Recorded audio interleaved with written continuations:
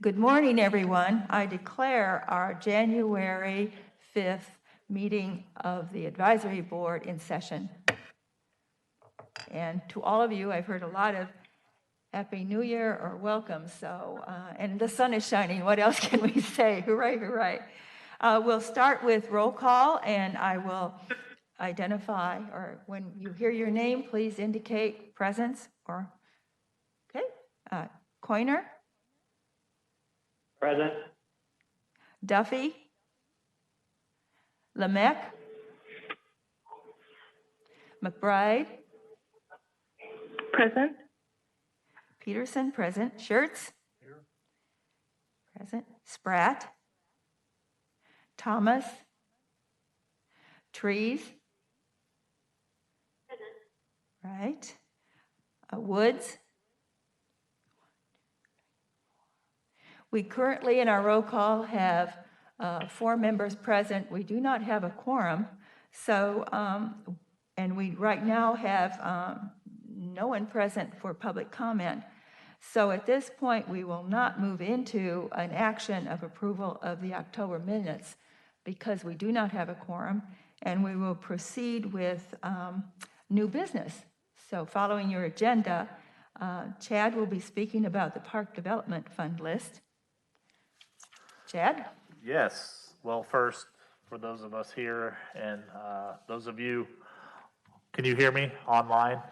I want to just wish everybody a happy new year and tell you that we are very much looking forward to a more normal 2021, hopefully, and getting back to our programming and activities and facilities being open to the public. So this is our hope for this year.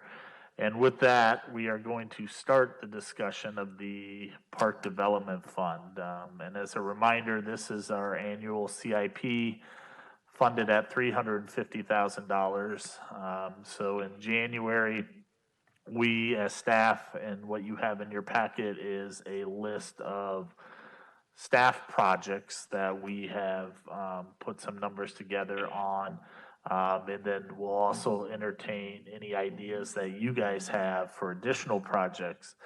We'll bring that list back, whatever you guys come up with, along with what the staff has already sort of put out there. We'll bring that back at the February meeting as a more formal presentation of all the items, and then we'll have you guys do your rating exercise. From there, council will also be asked to rate the projects identified, and then at the March meeting, we will hopefully have the ratings complete and the final slate for you guys to vote on and approve. So today, it's just a discussion. Betsy's gonna start here. One thing I want her to do is go through the FY21 projects. This is last year's or the current year projects, and just give you an update as to where we are as far as completing those, and just as a reminder of what was funded last year through this program. So I'll let Betsy go, and then I'll take over again once she's done. Thank you, Chad. So FY21 Park Development Fund allowed us to have 12 projects that were funded, and I'm just going to go through them briefly for you. Feel free to jump in if you have any questions on any of those. So the first one was the family changing areas at Annie-Whit and Fedgebury. We secured Mark Miller from Bray Architect to come up with a design for that. He submitted that to the E-Plan Review Board. Those drawings were approved. We anticipate about 90% of that work going to be done in-house, and obviously our goal is to have that done for our summer pool season. The outdoor movie package was purchased and has arrived at River's Edge. Staff did a trial setup, and the Recreation Division will be looking at programming opportunities in 2021 for that. The new thermostats at Roosevelt, we changed that project just a little bit based on the recommendation of our contractor. The end result is going to be the same, which is more efficient heating and cooling of that facility. So we are spending some money on steam traps, valves, that sort of thing. So that is a much appreciated project down there, as we have a lot of renters and a Head Start program as well. The accessible track and soccer field at Prairie Heights, we have Public Works working on a site plan for that. We were fortunate enough to get a lot of free dirt from the 53rd Street project and some other projects that are going on around the city, so that will significantly help us extend that project even more than what we originally thought. So final grading, and some seeding will need to take place here in the spring. The playground at Tyler Park has been awarded. We will do the install this spring. ADA playground elements at Prairie Heights, those elements will be hitting the streets as far as a bid document here shortly. Again, goal for summer of '21. The turf overseeder has been purchased and is being used at the golf division. Troy is not here today, but he's very excited about that addition to his fleet with the efficiencies and what that piece of equipment will be able to do for the golf courses. The sunshades at Annie-Witt have been ordered, and those two will be installed prior to the opening of the pool season. Red Hawk Maintenance Building. Golf is in the process of submitting the basic drawings and specifications to PW. That too will go through what's called our E-Plan review. That just touches a lot of different divisions within the city so that they can give input. Public Works will assist in the management of that project. Fortunately or unfortunately, however you want to look at it, our local contractors are very, very, very busy. So we're afraid we may not be able to get contractors out to work on that project until fall, hopefully. So that, but that is in the works. The February Learning Greenhouse that has been ordered, again, installed this spring. The Lindsay Park restroom upgrades, that project has been delayed due to COVID. That was being driven by a lot of special events that occurred down at the village. And obviously we didn't have any of those this year. But we will get on track with that one here shortly. Duck Creek Lodge updates, kind of excited about this one. We've done some demolition in there. Our walls have been repaired, they've been repainted, just a lot of cosmetic, just a lot, a coat of paint can do an amazing thing to make a facility look better. The floor installer will be here next week. Electrical upgrades will be following that. We are considering replacing some doors there, as well as our chimney needs some work. The lodge is closed until February 15th to allow us to do that work without having to be interrupted by renters and them interrupting us and us interrupting them. So that is the 12 in a nutshell. Thank you. Any questions on those projects? I think Betsy covered most of the status pretty well. If not, I'll move on to the list of projects that we have put together from the staff level for you guys to consider. First being the Vanderveer roof. This is a replacement of the conservatory roof. We had significant impact during the derecho, and looking at long-term needs, this roof needs to be replaced, and so that's what that is. Duck Creek Golf Outing Pavilion, and some of these you guys will tie back towards some of the preliminary information we've got through the Parks Master Plan process, and this is one of those. One of the things identified for Duck Creek Golf Course is the need for a rental pavilion similar to E-Mice. We don't have one currently on the golf course proper, so that at times makes it harder for us to offer outings in particular and events at Duck Creek. So that's what this is a request for. The Prospect Park Hillside covering. So this is a placeholder funding for what came out of the Prospect Park subcommittee and the ground cover option on the hillside. So that's what this money is for. Game and playground and soccer complex playground. So typically we will do a playground, a neighborhood playground each cycle with this funding. This year we feel the size of game in, we can actually accomplish 2 for the price of 1. They will be smaller. but we would like to add a playground to the soccer complex, just as an additional amenity for kids who are not playing, or brothers and sisters there watching their other siblings play, so they have something to do. Junior Theater Lighting Project. This is a project to replace all the theater lighting, the stage lighting within the main theater complex. It's relatively past its useful life. We're needing to replace some of the main boards, and felt that, rather than just small fixes here and there, let's look at getting the whole system replaced, because in the long term it would need it anyway. This will also be a partnership again with Junior Theater Inc. that will raise a portion of the funds to help with this project, and I believe we're going to go after a couple grants as well. The actual total dollar amount for the whole project is $79,000. What you're seeing here is what would be the city's commitment to that project. Everything else will be funded through Junior Theater Inc. and grants. The Duck Creek Park project, this is a placeholder too for we've had an idea of doing a dog park or a dog off-leash area at Duck Creek. There's been requests for improvements to the tennis courts and or the addition of pickleball courts out there, as well as a potential adventure play. So that's a lot. You're probably thinking $50,000 doesn't get that done, and you're right. But what we've done is put in the main CIP program a separate Duck Creek enhancement project, which was about $400,000. That's still in that potential funding stream. We'll know more once we get through budget workshops with councils if that will stay.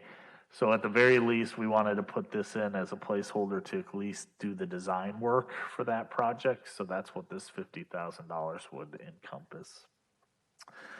Red Hawk Golf Pine Street fence. So this is this actually came through some neighborhood concerns and some alderman conversations regarding Red Hawk along Pine Street.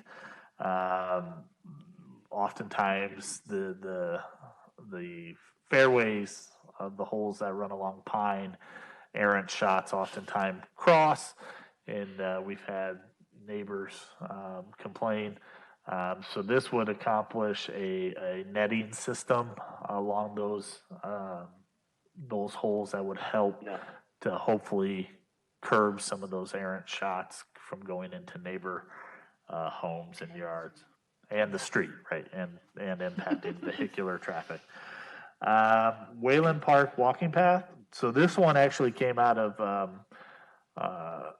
Mike's and Alderwoman Lee's assessment and a request that a interior walking path be added to Wayland Park. This would be an aggregate path, not asphalt, based on some of the numbers we got from the Jersey Farms. We think we can do a small interior walking exercise trail at Wayland for the dollar amount of $50,000. River's Edge concession equipment. This is just upgrading all our concession equipment. Most of the equipment is original to the building and is in need of replacement and upgrading. Let's see, aquatic safety equipment.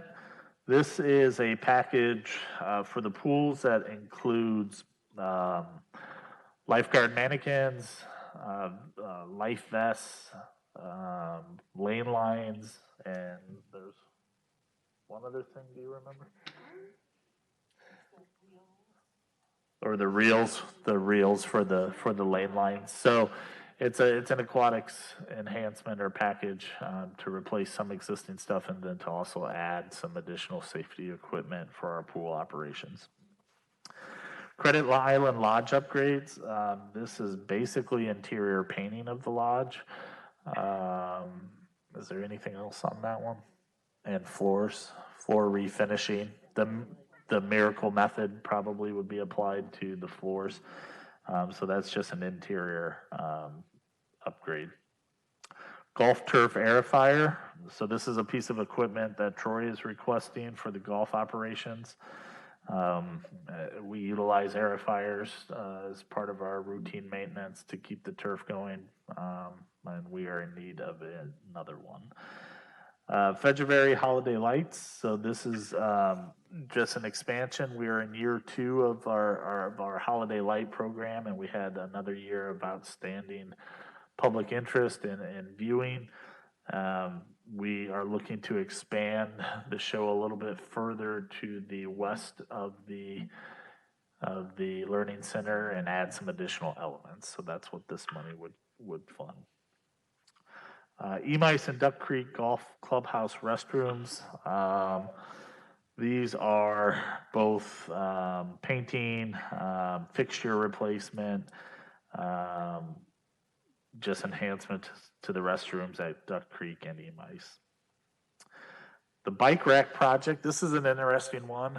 This is actually came through one of our aldermen who had a suggestion or the idea to work with some of our vocational art programs at the high school level to do a contest and design a custom sort of bike rack to be put out into our parks.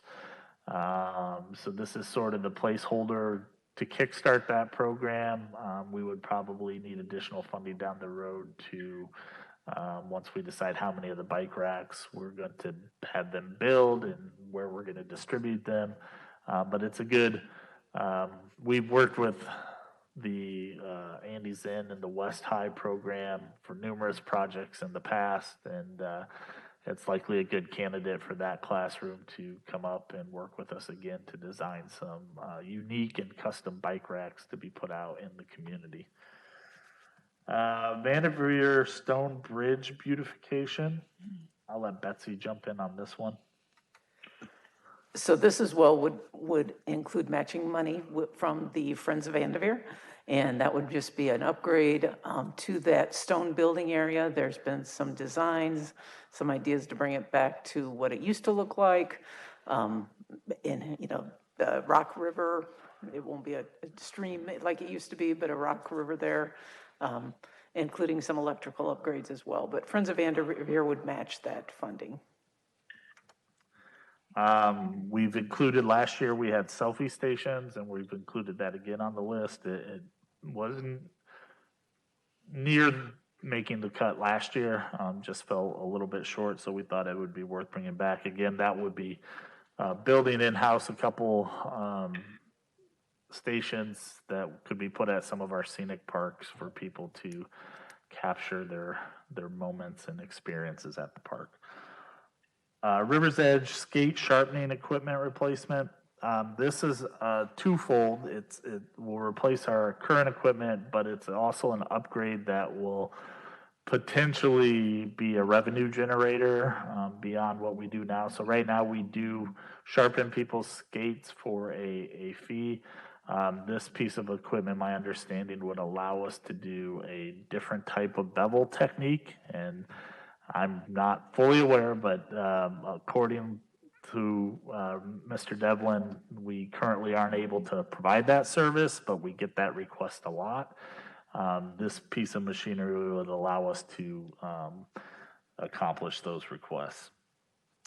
Nahant security cameras. This is a request from Brian Ritter with Nahant Marsh to have security cameras installed at the facility. And then lastly, Eastern Avenue disc golf baskets. This is I'm looking at Betsy, This is replacing the 18, but I believe there's also an opportunity potentially to work with a group on some fundraising and auctioning the old baskets off, but we're working through the details on that right now. So as you can see, the list provided totals $683,100. That's nearly double what we're actually funded at. So we're going to have a good time rating projects this year and whittling this list down.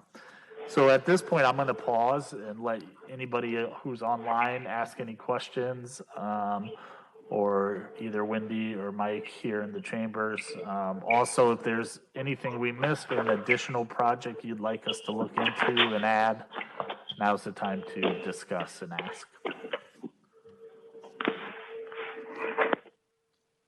Hi, Adriana here. Can we revisit the Prospect Park Hillside, like what the funds would be used for exactly,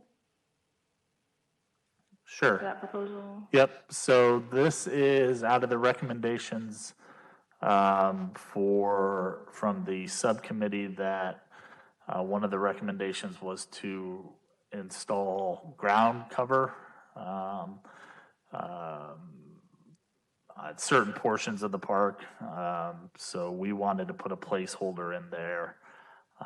My guess is it will not cost, I think this is on the high end of an expectation. I think we can certainly look at some cost reductions in driving this, but that's what this is for.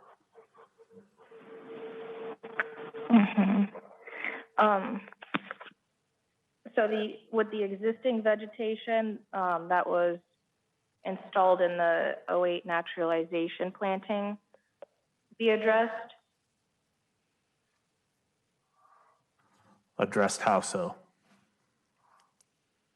Like, would one of the plans be to like remove that and start over? I'm just trying to figure out. If I recall right, I don't where? think that was part of the recommendations to totally remove that vegetation, but was to enhance it with ground cover in certain areas. Okay, so this ground cover would just be added to the kind of existing situation? I believe that was the recommendation. I don't have the final document in front of me from the subcommittee, but I can certainly go back and look at that.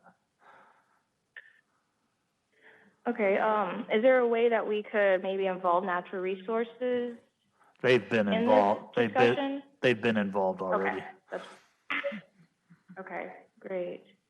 Awesome. And then I guess as a recommendation for a new project, I remember at one meeting we were, or a discussion was about replacing signage for some of the maybe no-mow areas or things like that. And I think signage is very much important in parks, so perhaps we could have a discussion about incorporating some funds for updating some signage for ecological education so people can maybe identify some of the things they're seeing when they're out at our parks.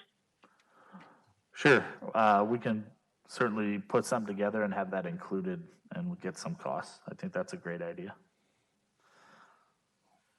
Great, thanks.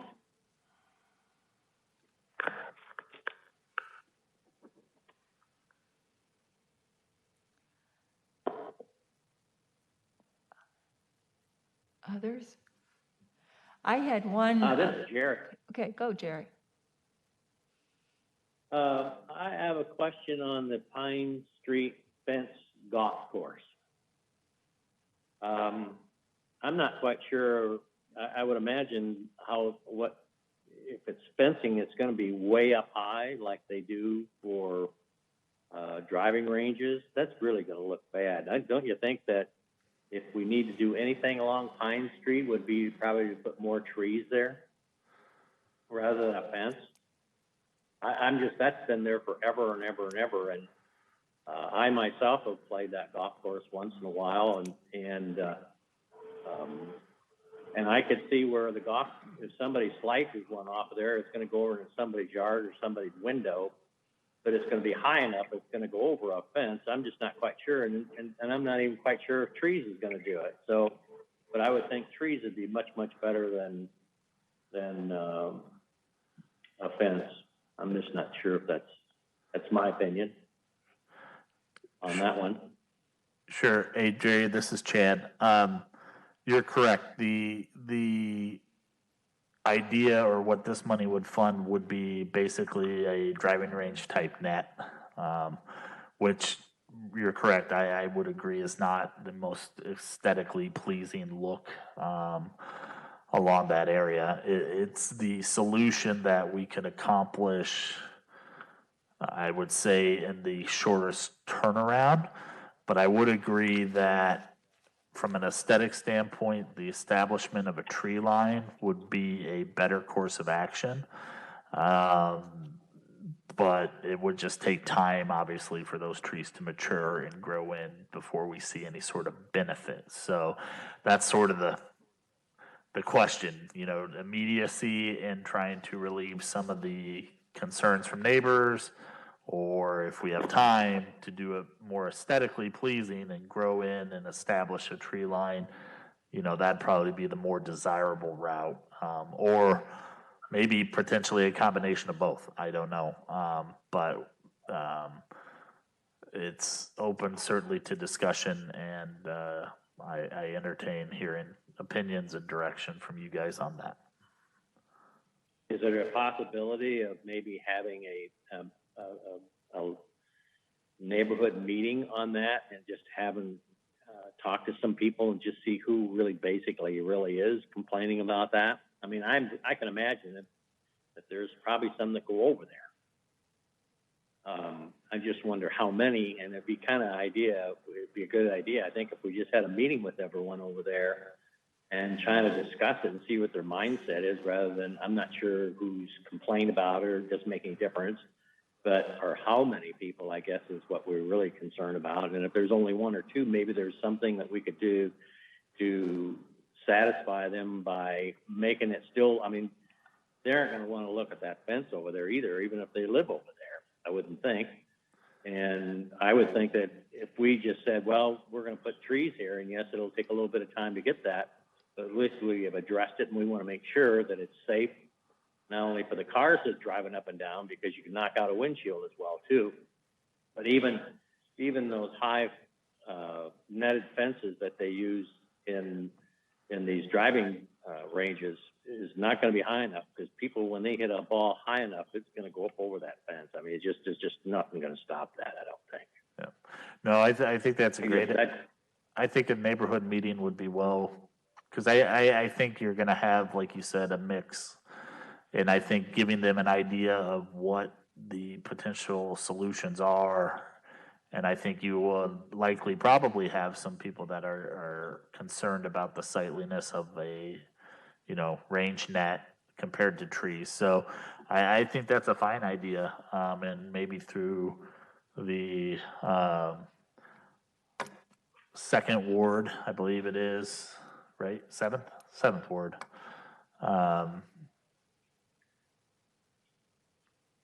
Alderman and representative, we could coordinate that and have those discussions. Isn't that, what's her name, that's the second ward alderman? Seventh ward. Red Hawk's in seventh? It's seventh ward out there? I believe so. I don't have a map in front of me. Oh, Seventh ward. I'd like to have Rick done. Seventh ward is Michael, right? Or he's 8. I'm sorry. I'm getting all confused. That's okay. I just. Or whoever it is. I know it's not first ward. Yeah, I'd like to have Rick Dunn involved. Red Hawk is 8th ward. It's 8th ward, so it's Michael and Alderwoman Lee and Mike Schertz. Okay. Yeah, Rick, I mean, any other alderman who'd want or have any interest can certainly be involved as well. Yeah, I want to get Rick involved with that if we can. And then one other thing, while I've got you talking about golf courses, I do want to say one thing to you and the Park and Rec is the fact is that since I've been involved with the Park Advisory Board, I want to tell you that you guys have just done an absolutely superb job of doing to make our golf courses a wow factor. And you've done more in the last 2 years than those golf courses have had forever. And I just want to say to you that I really appreciate what you've taken the handle of it and really making it nice. And I can see that even more down the road, we're going to see even better as time goes by. So I just want to tell you thanks a lot for doing that. Appreciate that, Jerry. Thank you. Any other questions? And, yeah, are you gonna open up the clubhouses this summer, you think, inside, so they can, guys can walk in? Yes, I'm hopeful and optimistic that we are going to be to the point where we can open all of our facilities, including clubhouses and pools, this summer. So, Yeah, I heard you said that they were gonna open them up, and I just thought, well, gee, hope the golf courses do that, because the revenue is there too as well. And the guys like to walk in, get what they need, and out the door they go. yep, that's the plan. I appreciate it. Thank you very much. Chad, could we also revisit Prairie Heights, what you had mentioned about them for that budget? What's included in that? Or what's that for? Are you referring to the accessible track and soccer field? That was from last year. At Prairie Heights, I believe that's what it was, yeah. Sure. What would you like to revisit on that?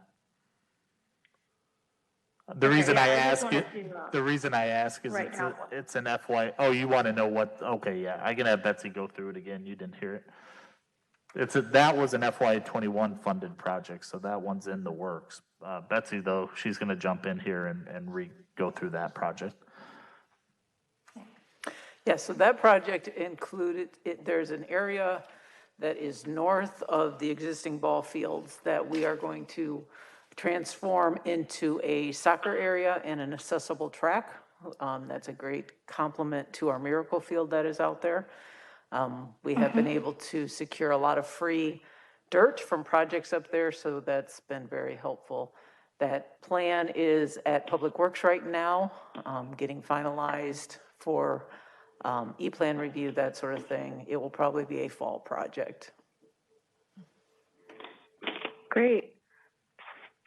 And as for the signage idea, kind of going hand in hand with the accessible trails and Miracle Field, I think that just to keep into consideration, making the signage handicap accessible, so providing enough spacing, so a wheelchair could get up close and personal and read what the signs say, just something to consider. Good idea. We will keep that in mind. Jerry brought up golf, and this is a time of the year down at River's Edge that avid golfers can come and practice prior to the season. And so this is where my mind went, and I don't know if anything has ever happened. We have an inflatable screen, we have technology, and I'm wondering if there would be a way of using that to allow interested golfers to play around at a historic golf course. And I somehow think that might be an intriguing thing.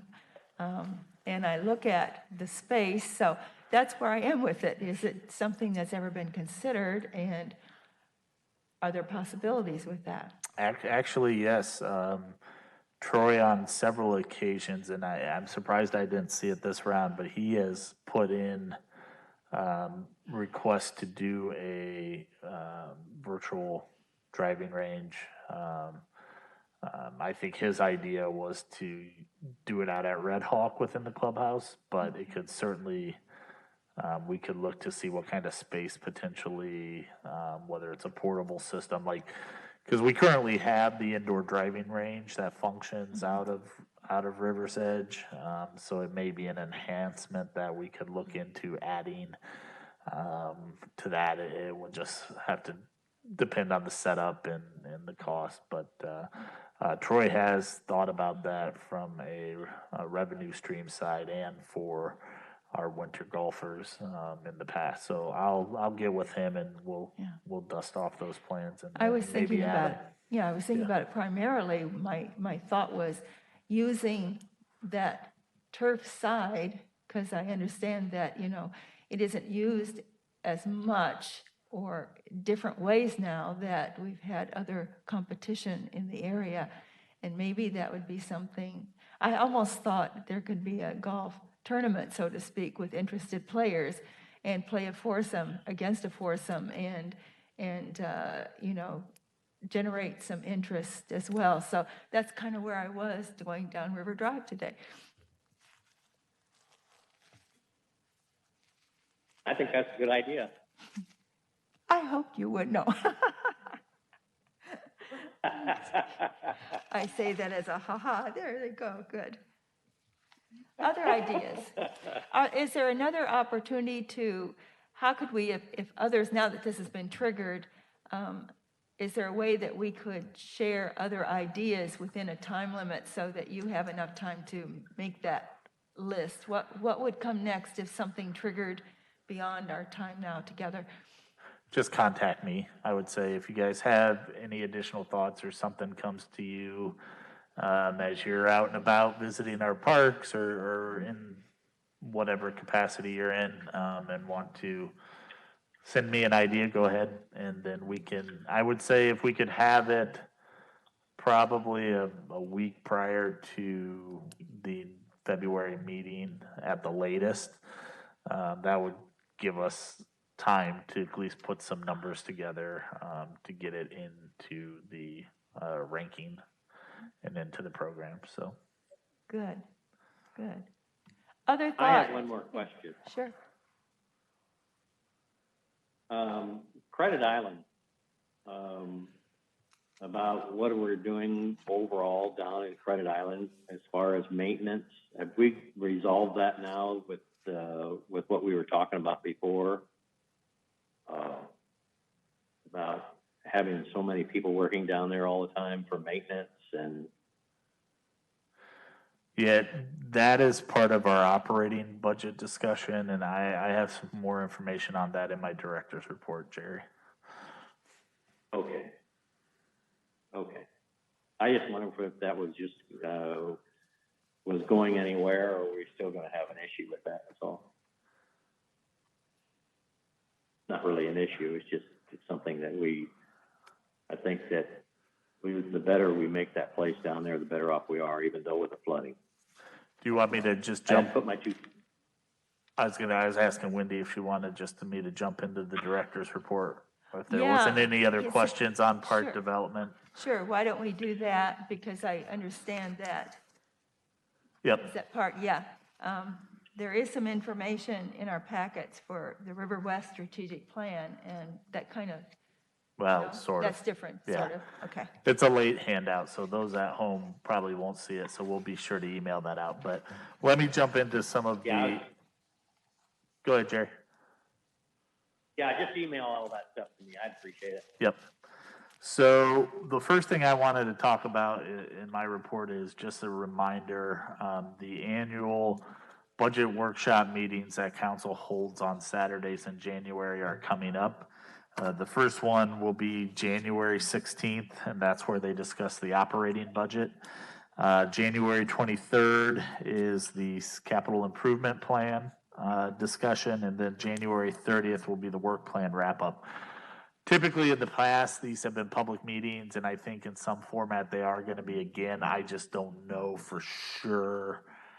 I know they were working on how to best do that to allow and still meet the COVID guidelines for this chamber and all that. So I'm not quite sure. Hopefully I'll have a little bit more information, can send out and let you guys know in case you're interested in attending, or if there may be an opportunity that it'll be broadcast online like they're doing with their GoToMeetings now. So, but with that, so the first meeting is the operating budget, and Jerry, your question regarding the additional staff that we were requesting for operations to be the Riverfront District, including Credit Island. At this point, my understanding is it's a status quo budget, and that won't be funded through this year's cycle. But I'm hopeful maybe there may be an opportunity for discussion at the budget workshop meeting. But at this point, it doesn't look like the department is going to get the additional funding to staff those positions. Did that answer your question, Jerry? Is that what you're alluding to? Well, that's what I was alluding to. I don't want to hear that, but that's. Yeah. So anyway, You didn't either. yeah. Well, that's where we are at this point. I mean, things may change, hopefully, but irregardless, I think Betsy and her team and I will have discussions because a big emphasis this spring and summer, I think, is going to be our riverfront restoration and getting programs and activities back there, post-flood, post-pandemic, post-derecho, post all the construction projects with the sewer project and the crossing projects and everything else that has just sort of made the riverfront a mess. We are finally, hopefully, coming out of that, and I think there'll be a pretty high public expectation to have our riverfront parks as well as Credit Island, restored and accessible and like they have been in the past. And we will certainly put as much resources as we can towards those efforts this spring when the weather breaks. So, Well, I do want to tell you that ever since we brought that up a couple, 3, 4 months ago, we've improved on doing things down at Credit Island, and I do appreciate what you've done so far. well, thank you. Thanks. The next thing I wanted to bring, and I apologize, this was, it slipped my mind to have Jessica included in your packet, but I had print copies here and we'll email it out to you. And that is the draft or the final, I think it's the final draft of the River West Strategic Plan. And I know several of you guys were involved in that process, and this was the one that was facilitated through Kevin James and in conjunction with the Riverfront Improvement Commission. I can tell you that Steve Ahrens has forwarded this draft on to City Council just for their review. I wanted to make sure everybody on this board gets a copy of it in their hands, and then I will put it on the February meeting as a discussion item, and we'll ask for actual action for this body to adopt and accept the plan as presented. But wanted to make sure you guys had a copy of it and had time to read it, review it. If you weren't involved in that process, if you have questions, certainly you can reach out to me. This is the process for you, those who may not remember or were not directly involved, but this was sort of the offshoot or the morphing of what was the Credit Island subcommittee that was formed under this body, because there was enough interest within Riverfront Improvement Commission for the development of the whole River West as part of their strategic plan, which incorporates Credit Island. So we sort of combined those two planning efforts to include everyone at the table to be able to comment and come up with a plan for the maintenance, development, enhancement, and branding of what we are terming River West, which is essentially from the city limits west to Veterans Memorial Park along River Drive. So the plan is, the paper copy is here. I'll make sure Jess emails it out to the rest of the board this afternoon. She already did? Oh, she just did it now. Look at that. So if you have questions, comments, feel free to reach out. If not, we'll plan on discussing it at the February meeting. And I know Mike was involved. I know Jerry, you were involved. I know Wendy came to a couple of the meetings virtually. I don't know if you guys want to add anything now for the sake of the group or just wait till February. I'll just wait till February. I think we got a lot accomplished down there, and if we continue, and now that we're involved with the other part of the city, the downtown area, I think, and with Steve Ahrens involved and all the city council getting more and more involved with all that, all towards the west, I think we'll get to see some accomplishments what I'm looking at. Good. Okay, so, go ahead. Does the Army Corps need to be consulted at all for anything happening like around the riverfront area? They were part of the planning process. Steve Gustafson and another one were part of this committee, so they were present. With the Army Corps? Yes. Okay.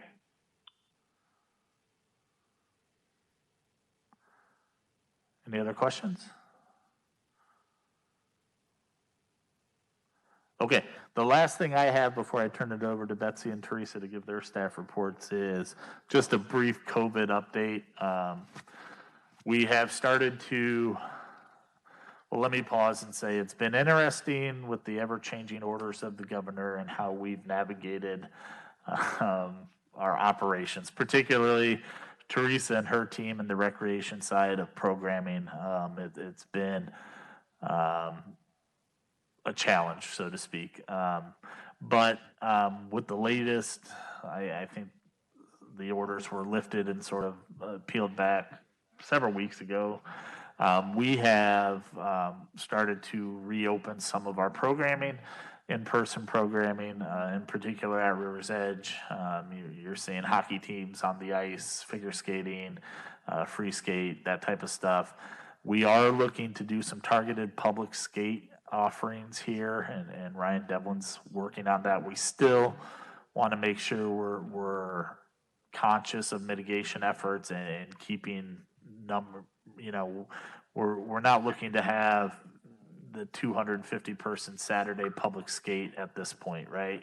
So we're going to do some more targeted like senior skate nights, family skate, that type of things, and limit some of the numbers.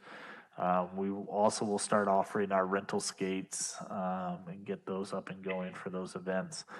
The second session of soccer is starting soon. Again, with some of our mask mandates and other mitigation efforts that we're following as well to make sure we're being conscious of that. But we're starting to come out of our numbers have declined in Scott County to the point where we feel we can start offering some in-person stuff. Junior theater is another one that was very successful with the virtual programming and has continued that, but is also starting to open up and do some of the classes. And I know Teresa has more to comment on that, so I won't take all that thunder, but just wanted to give you a brief update as to where we were with COVID. So that is all I have at this point. So Betsy. So you have my written report as well, and I would just echo what Chad had said. I've worked for the city for quite a few years, and this has definitely been a challenging year, but I've been so very impressed with our staff and their willingness to just say, okay, how do we deal with this? What do we do next? And that's been so encouraging. I know for us as leadership, but also I just wanted to give my hats off to our staff for all they're doing.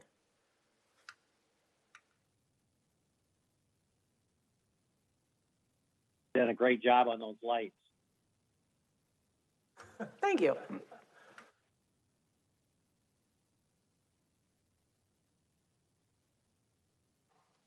Other comments or questions for Betsy? I think we'll move on. Good job, Betsy. Yeah.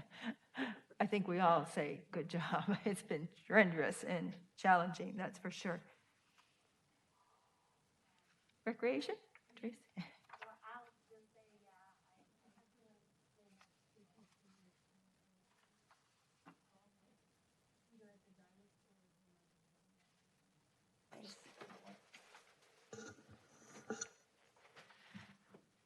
I just echo what, I'm sorry, I'm thrown. I don't often hear if people can't hear me. What Chad and Betsy said, it definitely has been, it's really been a crazy year. I've kind of been reflecting on it after the new year. You know, you think back a year ago, I actually was going on vacation to Spain, and then when I came back, everything kind of rolled out from there. But I do feel like all of our staff really came together and tried to help the community be as active as they could. Are very excited now that we made it to this new year and feeling really hopeful. Like Chad had mentioned, Daniel is doing some virtual, but really trying to, through surveys and stuff like that of our participants and the community in general, they really want in person if they're able to do it. There has been a hesitancy on what's going to be allowed and what, you know, where the numbers are going to come after the holidays. So I think we're still in a holding pattern as to what that'll look like. The schools are definitely taking a lead on the fact that it is hybrid back as an option. So we are going to be starting up soccer, like Chad said, the indoor. We're finishing the first session and then offering a smaller session for the winter. And Daniel is having his session start in, I want to say January 20th, right after Martin Luther King Day. And that the signups now that kids are back in school are coming in pretty heavily. We are sad that we did have to cancel the mother-son dance. I think it was just the timing. We had moved it to where it would also be like a Sunday before a holiday, much like we have had daddy-daughter, and we were hoping to get the numbers bigger. But the year that we chose to do that obviously was not a hit. So we'll just look on the marketing for that. But we are still hopeful of running the daddy-daughter dance.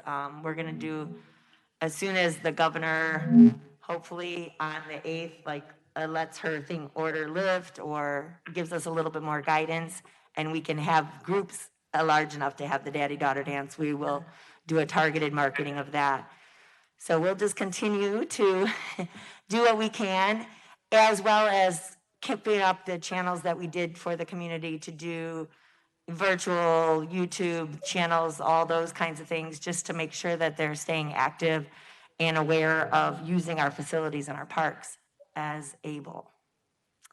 And ditto what everyone else said again about the staff. They really have been doing a really good job, because I keep pushing them to do stuff, and a lot of times right when we do it and open it up and everyone signs up, then they have to do work to take it back. But I mean, that's what we do. So thank you guys. Tariq, Yeah. I was under the staff challenges and rising numbers nationally in Head Start and transitioning to virtual programming. So what does that look like? Was that for us or? Well, that was this Roosevelt in general was emptied out. They had been doing their programming, but in December they had to pull the families out just to do the numbers rising here. So what's happened to those families, and where did they go? Is it just one of those challenges that parents are stuck with? Similar to the schools, yes. They offer, the nice thing about Head Start is that their families are often fully vested with community action. So they already are like, have service workers typically and helping with food and all that kind of stuff. So those families are, to be honest, at least the transition is smoother probably than a lot of the school families.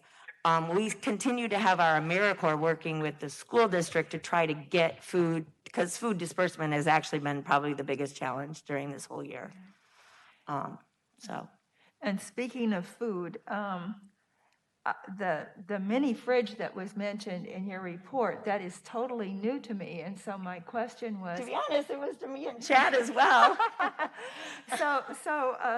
And Sherry. What's up? You know, is it accessible now, or is it just something during Yeah. the weather? I don't know a ton about it, and I don't know. You do? Okay, good.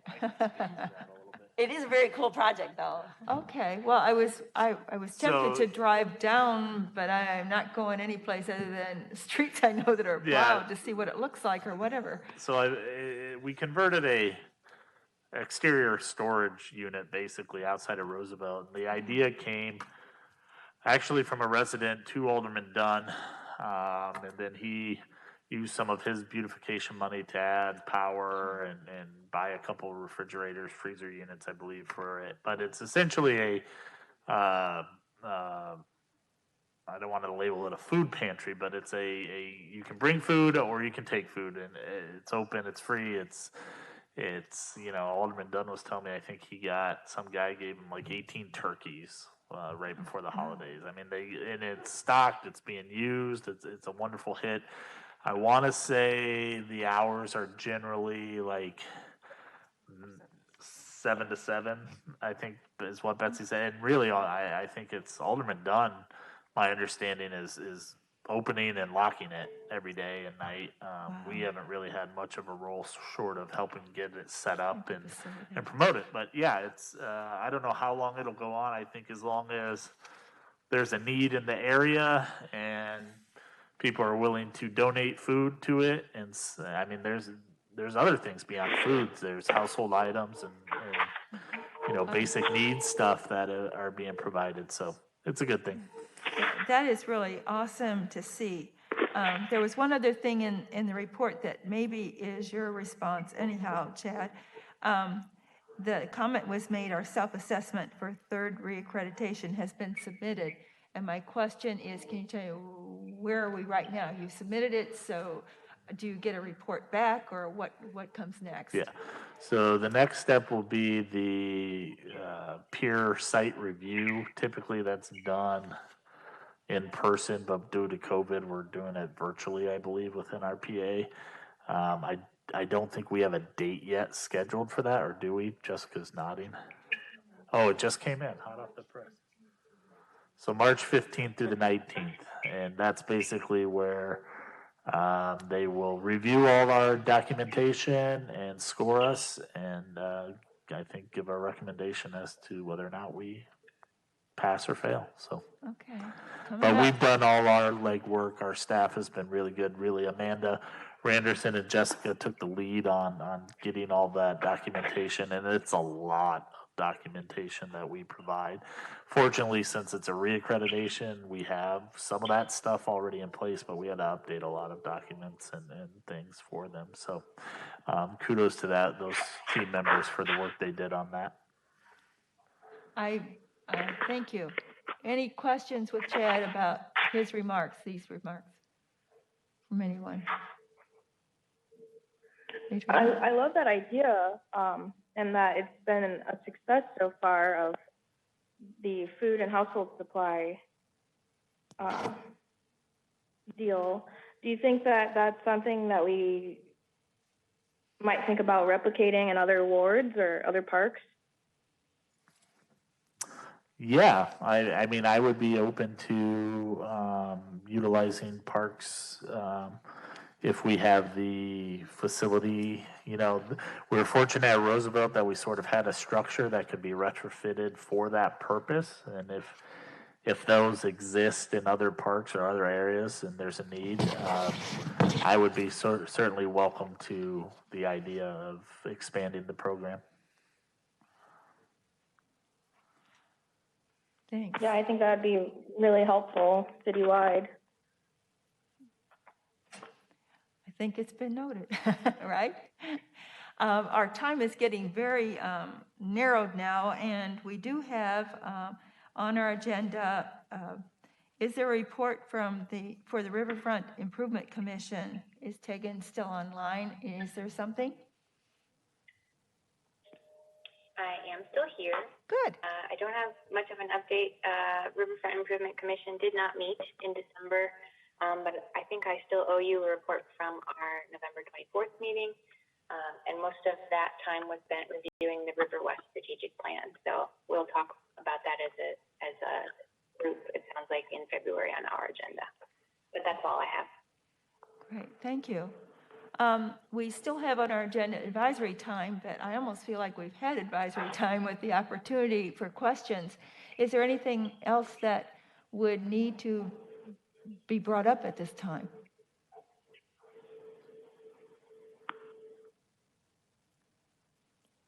Hearing none or seeing none on the screen, do I have a motion to adjourn the meeting? So moved. Aye. Do I have a second? Mike? I'll second it. Okay, Jerry. Any discussion? Hearing none, those of wanting to adjourn at this point, signify yay, a. Yes. Yes, we're not going to go voice by voice, but yeah. So I'm seeing mics open on the screen, so is that a yes coming through? I think To so. adjourn? Yes. Thank you. Thank you. Keegan? I think so. I say yes here. Michael?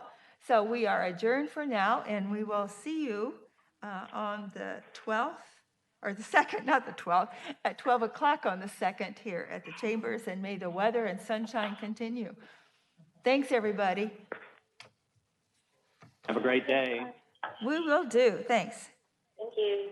Bye-bye.